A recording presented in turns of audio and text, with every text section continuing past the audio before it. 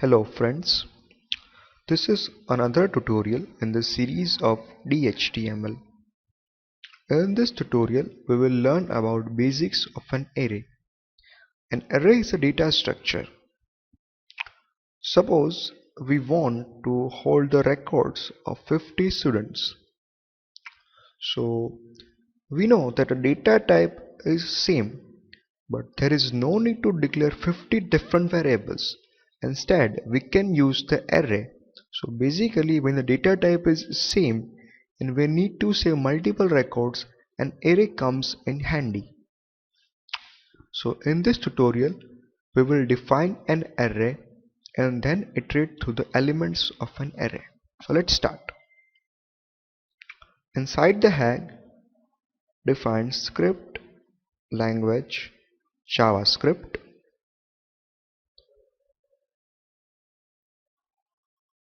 Then we are defining an array using inbuilt array class of size 5. You can always leave the size blank and rather make it dynamic, but here we are providing with the size 5. Arrays are zero based elements, that is, their first elements start at 0th position. Here we are assigning the values to the array elements.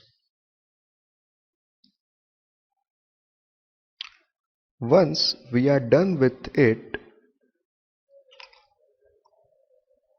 then we will use the for loop and iterate through the elements of the array.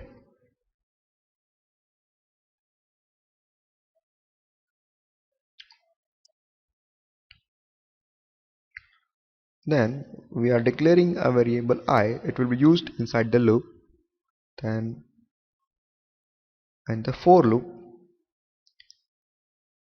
I less than array.length. Array.length returns the number of elements that array is holding right now. In our case, it is 5. Then we print the element at ith position,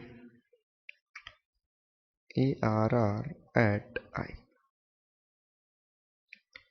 We also put a line break.